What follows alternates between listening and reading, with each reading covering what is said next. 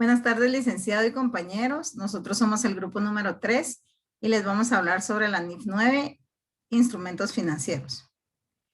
El objetivo principal de los instrumentos financieros es establecer principios para presentarles a los usuarios de los estados financieros la información que sea útil y relevante sobre la información financiera de los activos financieros y los pasivos financieros.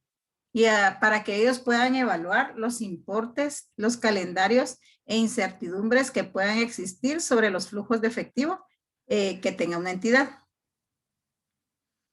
Alcance.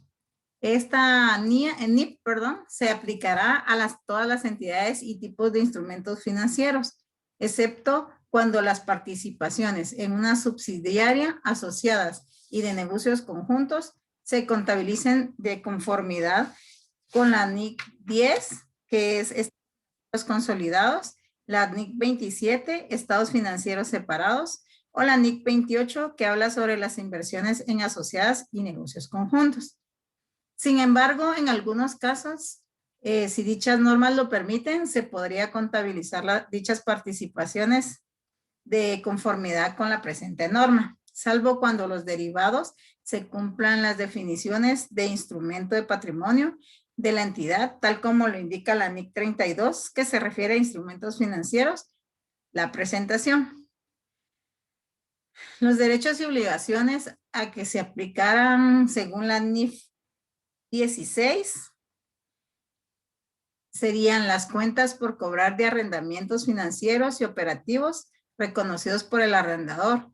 Estas están sujetas a bajas en cuentas y deterioros de valores según esta norma.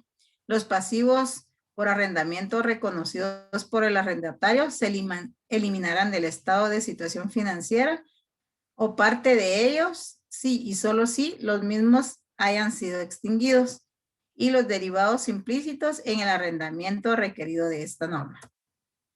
Los derechos y obligaciones derivados de los beneficios a empleados que se aplique en la NIC 19, beneficios empleados, los instrumentos financieros emitidos por la entidad que cumplan la definición de un instrumento de patrimonio, el derecho y obligación que surjan de un contrato dentro de la NIF 17, y distinto a los derechos y obligaciones de un emisor que surjan de un contrato de seguros que cumplan la definición de un contrato de garantía financiera. Los contratos a términos entre un adquiriente y un accionista que vende para comprar o vender una adquisición que dará lugar a una combinación de negocios según el alcance de la NIF 3, que es la combinación de negocios. Los compromisos de préstamos diferentes a los alcances de esta norma que se mencionarán más adelante. Y los instrumentos financieros, contratos y obligaciones derivados de transacciones con pago basado en acciones aplicables a la NIC 2. Esta norma se refiere a los pagos basados en acciones. Derechos a recibir pagos para reembolso que requiere realizar la cancelación de pasivos que reconoce la NIC 37. Esta norma nos habla de las provisiones pasivos contingentes y activos contingentes. Y los derechos y obligaciones dentro del alcance de la NIF 15. Como sabemos, la NIF 15 habla de ingresos de actividades ordinarias. Bueno, como les mencionábamos, los compromisos de préstamos a que se refiere esta norma son los que la entidad designe como pasivos financieros a valor razonable con cambios en el resultado, los que puedan liquidarse por el neto en efectivo o emitir otros instrumentos financieros. Estos compromisos le podemos poner como ejemplo un préstamo hipotecario para una construcción que se pague a plazos conforme se vaya avanzando en dicha construcción. Los que proporcionan préstamo a una tasa de interés por debajo de la del mercado. El reconocimiento. La norma nos indica que se reconocerá un activo o un pasivo financiero cuando se convierta en parte de las cláusulas contractuales del instrumento. También nos indica que se reconocerá un activo financiero cuando se emita a su costo amortizable o a su valor razonable en otros resultados integrales. La compra o venta de convenios de un activo financiero, esta se reconocerá y dará de baja según corresponda, utilizando para ello la fecha de contratación o la fecha de liquidación. Entre estas podemos mencionar que cuando las cláusulas del contrato permitan a cualquiera de las partes liquidar por el importe neto en efectivo o en otro instrumento financiero o mediante el intercambio de instrumentos financieros.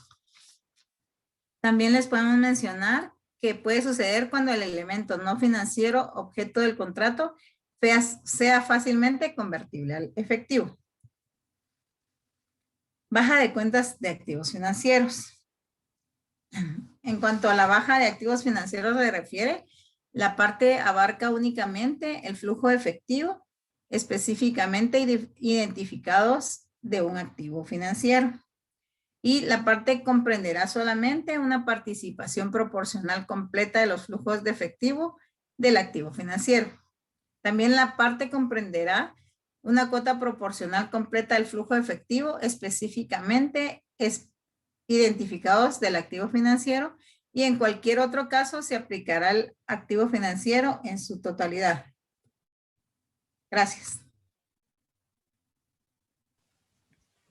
Buenas tardes, licenciado y compañeros. Mi nombre es Alan Coroy y continuando con la exposición les voy a hablar sobre las transferencias que cumplen los requisitos para la baja en cuentas. Para dar de baja un activo financiero es necesario que la entidad transfiera definitivamente sin retener algún derecho de este, por lo que la norma nos indica que la entidad reconocerá un activo o un pasivo por el servicio que éste preste o por la administración del mismo. La norma nos sigue indicando que al dar de baja en cuentas puede que surja alguna diferencia entre el importe en libros, donde está reconocido el activo o el instrumento financiero, y la contraprestación recibida o el conjunto de activos menos sus pasivos, y esta diferencia se contabilizará como resultado del periodo. Siguiente.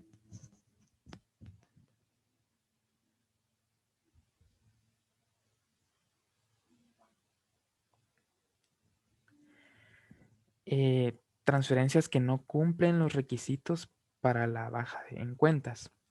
Norma nos indica, tal y como dice acá, una transferencia no produce baja en cuentas porque la entidad ha retenido sustancialmente todos los riesgos y recompensas inherentes a la propiedad del activo transferido. La entidad continuará reconociendo dicho activo y reconocerá un pasivo financiero por la contraprestación recibida. Esto básicamente es de que cuando la entidad transfiere algún activo financiero o pasivo, pero ha retenido sustancialmente todos los riesgos o recompensas que este activo pueda tener, la entidad en este caso no va a dar de baja a su cuenta. También tenemos el otro caso que es implicación continuada en activos transferidos. Si una entidad no transfiere ni retiene sustancialmente todos los riesgos y recompensas inherentes a la propiedad de un activo, continuará reconociendo el activo transferido en la medida de su implicación continua. Por esta implicación continuada se reconocerá un pasivo asociado en la medida de su aplicación continuada, que refleje los derechos y obligaciones que la entidad haya obtenido. Bueno, aquí es cuando, al igual que el otro caso, este activo es sustancialmente parcial transferido. Entonces la entidad, a medida que vaya continuando esta negociación, va a ir realizando los ajustes necesarios para ir dando de baja a este activo parcialmente. Siguiente. La norma nos indica una sección que dice que se llama todas las transferencias. Nos da ciertos puntos que están acá, estos 4. El primero es si se continúa reconociendo un activo transferido, ni este ni el pasivo asociados podrán ser compensados. Esto nos indica que mientras un activo transferido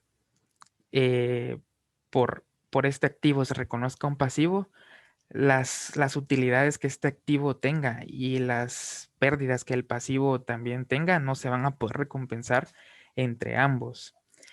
Si el receptor vende la garantía colateral pignorada, reconocerá los ingresos medidos a su valor razonable. Por lo general, cuando un instrumento de deuda se transfiere a otra entidad, tiene una garantía.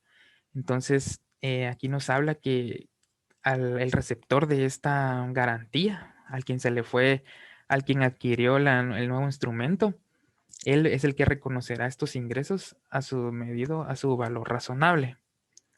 Si el transferidor no cumple con los términos del contrato por incapacidad de recuperar la garantía, dará de baja en cuentas y el receptor reconocerá el activo el valor razonable. Esto es cuando el instrumento de deuda no tenga una garantía, pero esta garantía se pierda por falta de pago.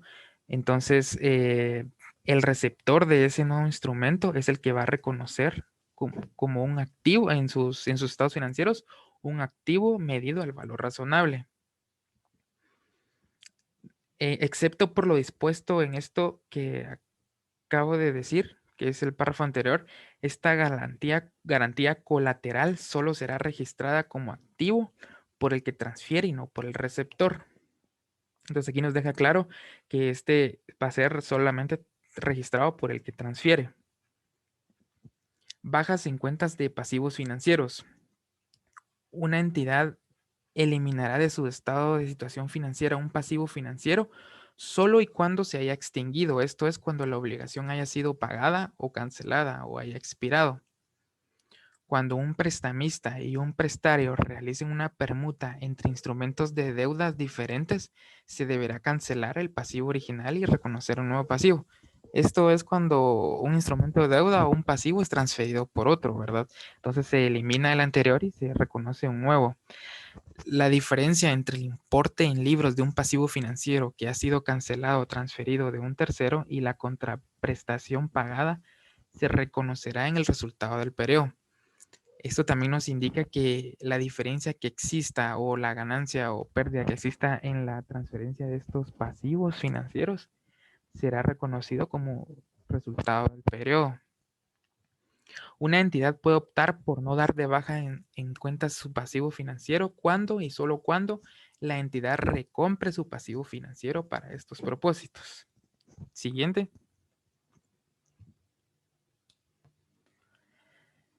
Clasificación de activos financieros. Aquí nos indica tres formas de poder clasificar estos activos financieros.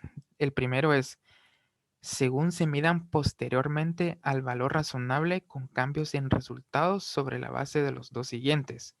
Modelo de negocio de la entidad para gestionar activos financieros y B, características de los flujos de efectivos contractuales del activo financiero. El segundo, un activo financiero debe medirse al costo amortizado si se cumplen las dos condiciones siguientes. A, que el activo financiero se conserva dentro de un modelo de negocios cuyo objetivo es obtener flujos de efectivos contractuales. Y B, que los flujos de efectivos contractuales son únicamente pagos del principal e intereses sobre el importe principal. Y por último, un activo financiero debe medirse al valor razonable con cambios en otro resultado integral si se cumplen las dos condiciones siguientes. Los activos financieros se mantienen dentro de un modelo de negocios cuyo objetivo se logra obteniendo flujos de efectivo y manteniendo los activos para la venta. Y B, los flujos de efectivos contractuales son únicamente pagos del principal de intereses sobre el importe principal. Si se dan cuenta en estos tres, la diferencia es que el valor razonable con cambios en el resultado es porque gestiona estos activos financieros. El costo amortizado es aquel que va a esperar de estos activos financieros un flujo de efectivo contratado. Y el último, que es el valor razonable con cambios en el otro resultado integral, estos son los que van a conservar sus activos financieros destinados para la venta. Siguiente. Clasificación de pasivos financieros. Una entidad clasificará todos los pasivos financieros como medidos posteriormente al costo, exceptuando cuando O sea que aquí nos indica que todos van a ser medidos al costo, pero nos da varias excepciones.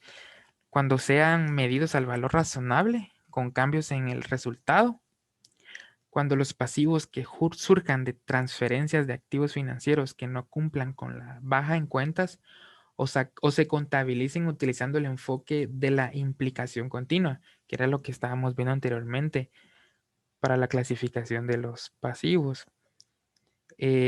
Contrato de garantía financiera, cuando exista un contrato de garantía por la deuda, compromisos de concesión de un préstamo a una tasa de intereses inferior a la del mercado. Acá también no se va a utilizar el método del costo. La norma nos indica también los derivados implícitos. Dice, la definición es que un derivado implícito es un componente de un contrato híbrido, en el que también se incluye un contrato anfitrión que no es un derivado. Un derivado provoca el cambio de una tasa de intereses específica. Pues básicamente el derivado es aquel contrato que se deriva de otro contrato donde va a ir cambiando una tasa de interés cada cierto tiempo. Muchas gracias.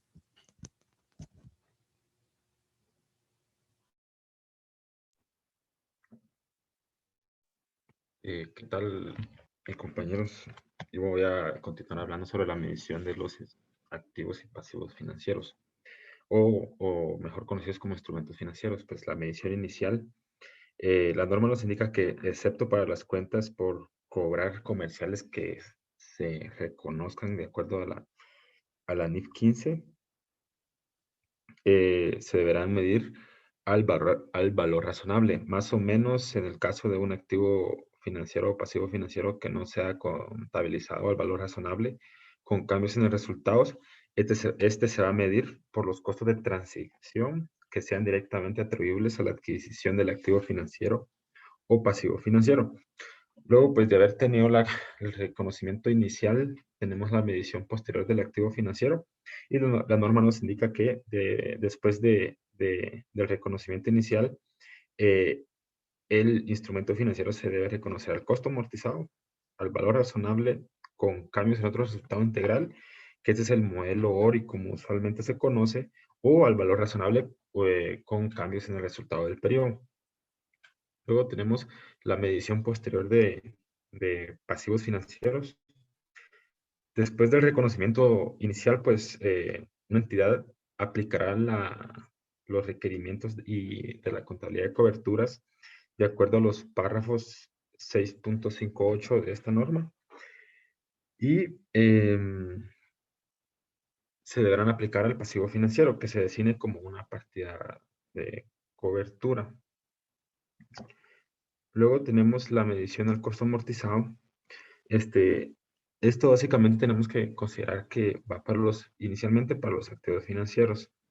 Se tiene que utilizar el método de interés efectivo para la medición al costo amortizado. Y este consiste en que los ingresos por intereses deberán calcularse utilizando el método de interés efectivo, el cual deberá calcularse aplicando la tasa de interés efectiva al importe de libros, del valor en libros brutos de un activo financiero. Luego tenemos, vamos a continuar, por favor.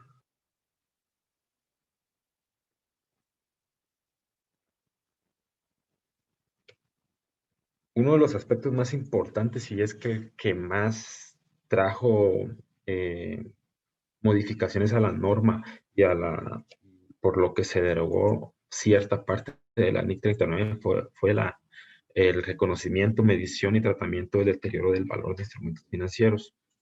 Esta norma pues nos da parámetros para evaluar o más que todo determinar este deterioro de valor, ya que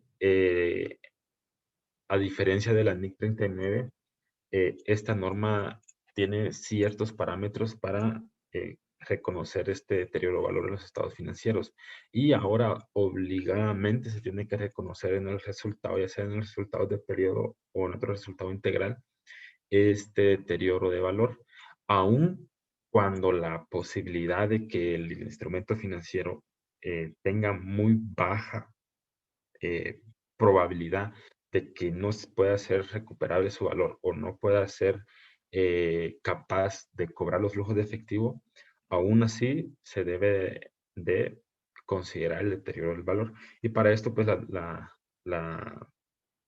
norma comienza pues con el reconocimiento de las pérdidas crediticias. Una entidad reconocerá estas correcciones, como bien lo mencionaba al inicio, el valor por las pérdidas crediticias esperadas sobre un activo financiero que se puede medir de acuerdo con los párrafos 4.1.2 o 4.1.2, que eso fue lo que se mencionó anteriormente. Aquí básicamente, pues, como el deterioro de valor, o más que todo las pérdidas crediticias, como su palabra lo dice, es la pérdida crediticia que la entidad espera obtener.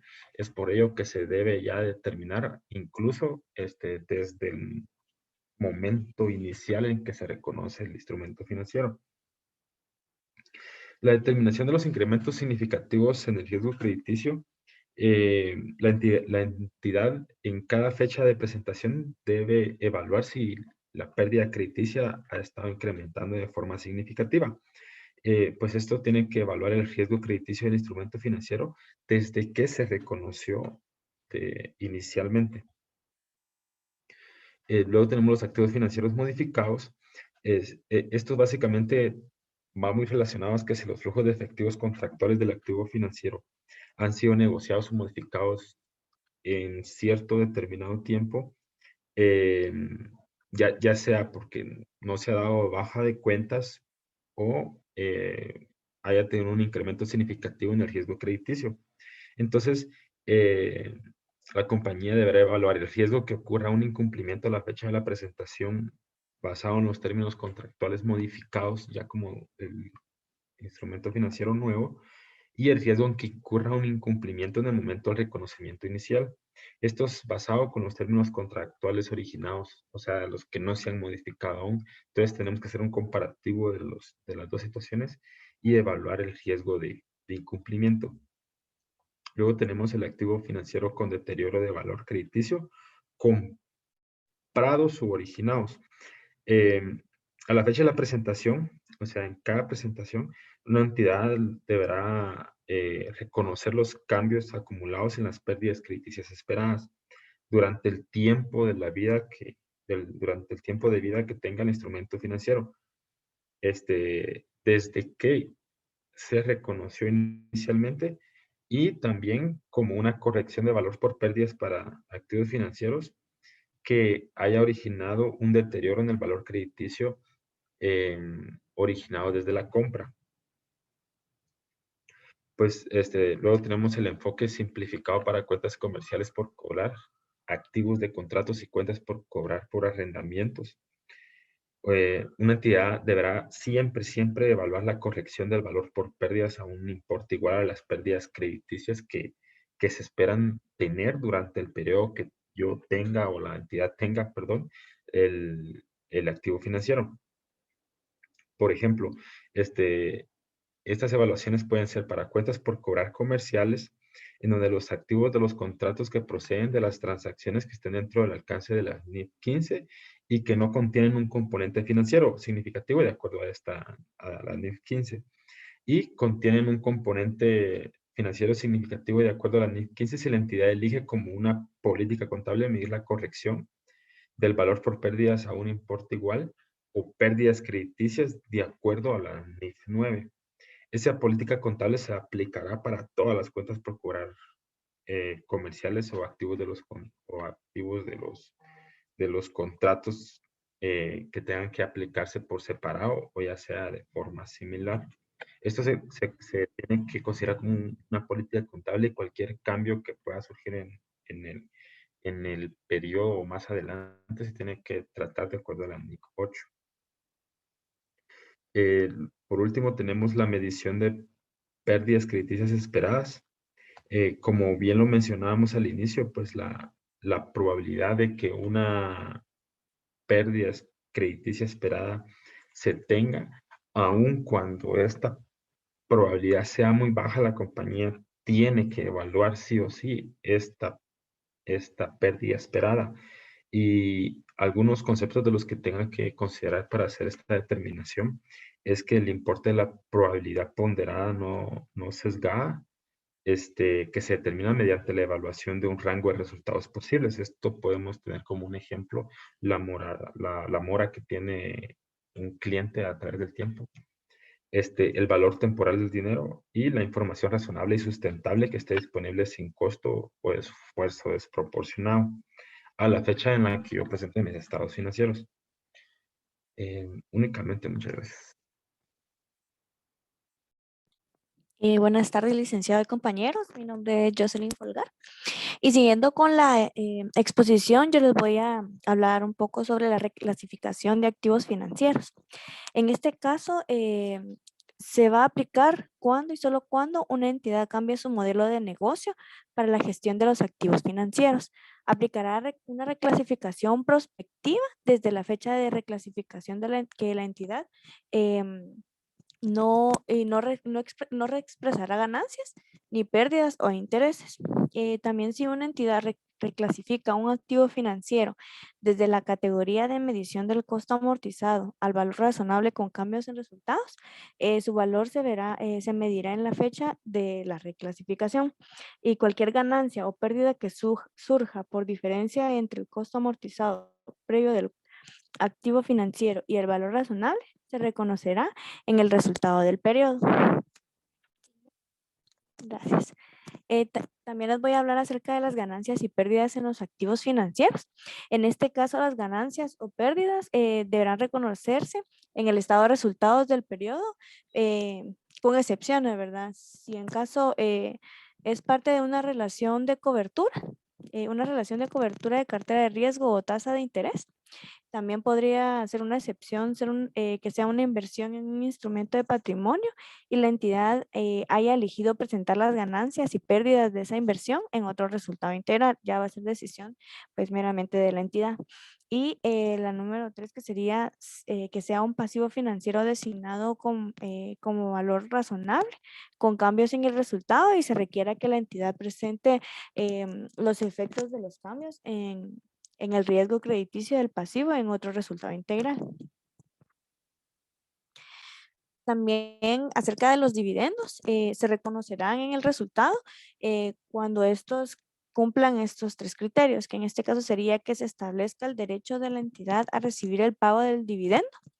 Otra sería que sea probable que la entidad reciba los beneficios económicos asociados con el dividendo. Y la tercera sería el importe del dividendo que pueda ser medido de forma fiable. Las inversiones en instrumentos de patrimonio, como bien lo comentaban mis compañeros, en su reconocimiento inicial, una entidad puede realizar una elección irrevocable para presentar en otro resultado cambios posteriores en el valor razonable de una inversión de un instrumento de patrimonio, siempre y cuando no sea mantenida para negociar y tampoco sea una contraprestación contingente reconocida por un adquirente en una combinación de negocios, a la que aplica, en este caso aplicaría la NIF 3, que es combinación de negocios, que es una norma pues aparte.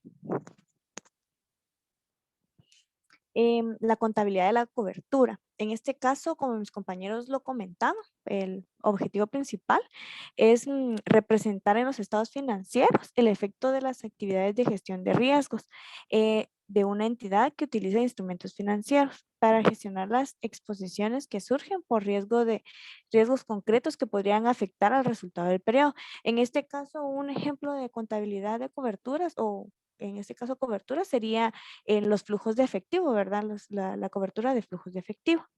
Para los requisitos para reconocerlos como cobertura, en este caso serían que sea un derivado medido al valor razonable con cambios en los resultados. También los activos financieros que no sean derivados a los pasivos financieros y que estos no sean derivados. También solo los contratos con una parte externa a la entidad que informa. Eso sería todo. Les agradezco por su atención.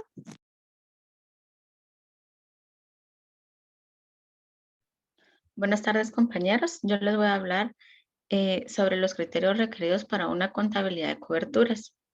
La norma indica que una relación de cobertura cumple los requisitos para una contabilidad de coberturas si se tienen las siguientes condiciones.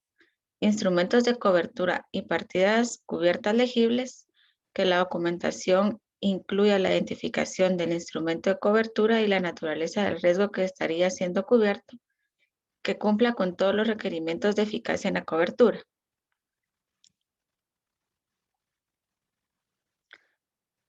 La contabilización de las relaciones de coberturas que cumplen los requisitos fijados.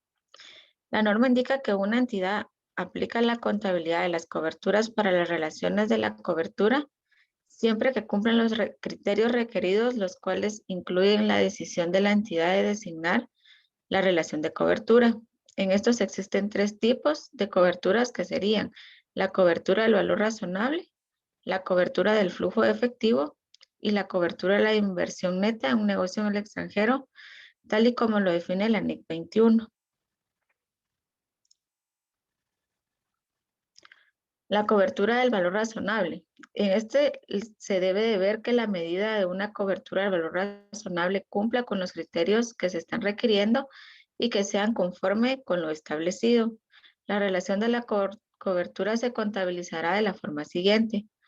Las ganancias o pérdidas sobre el instrumento de la cobertura se reconocerá en el resultado del periodo y la ganancia o pérdida por cobertura de la partida se ajustará al importe en libros de la partida cubierta. Esto si procede y si procede se reconocerá en el resultado del periodo.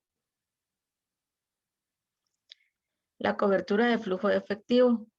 Este es la medida en que una cobertura de flujos de efectivo cumpla con los criterios en relación a la cobertura y se contabilizará de la siguiente manera. El componente por separado del patrimonio asociado en la partida cubierta, la parte de la ganancia o pérdida restante en el instrumento de cobertura para compensar el cambio de la reserva de cobertura de los flujos de efectivo. Acá tenemos la cobertura de una inversión neta en el extranjero.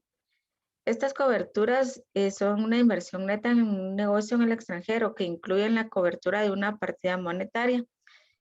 Esta se contabilizará como parte de una inversión neta y se contabilizará con las coberturas de flujo de efectivo, que indican que la parte de la ganancia o pérdida en el instrumento de cobertura que se considere que es una cobertura efectiva se reconocerá en el otro resultado integral y la parte de eficacia reconocerá en el resultado del periodo. Tenemos también la contabilización del valor temporal de las opciones. Este dice que se reconocerá, perdón, este se contabilizará en las opciones de las relaciones de cobertura, ya sean en flujos de efectivo o de valor razonable, cuya variación del valor razonable podrá diferirse bajo ciertas reglas como un costo de cobertura. Tenemos la contabilización de los términos de los contratos.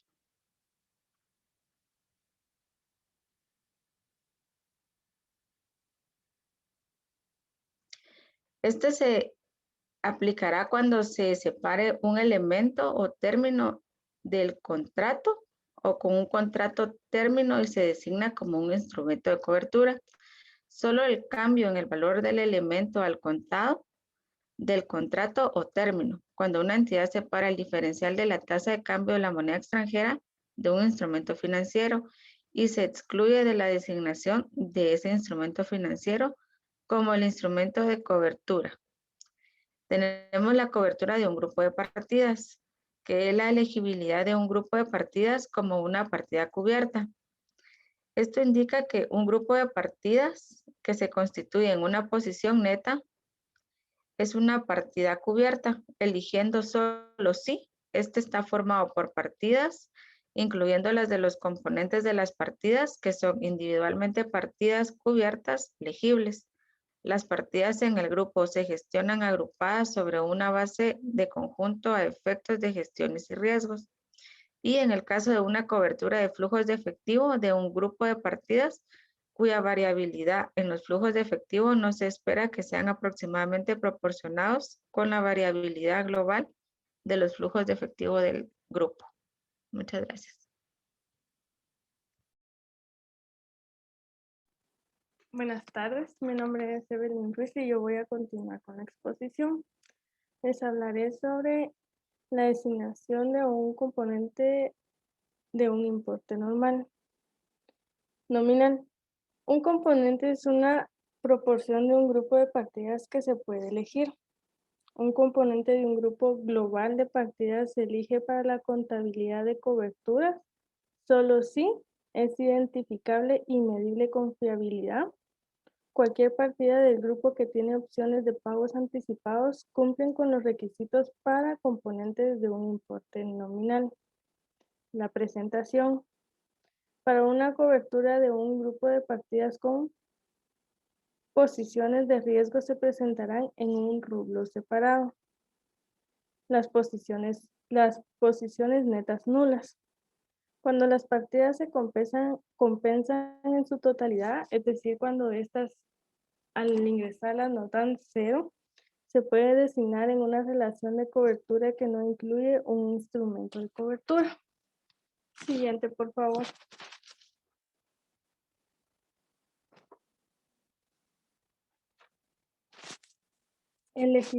Elegibilidad de las exposiciones crediticias para la designación al valor razonable con cambios en los resultados.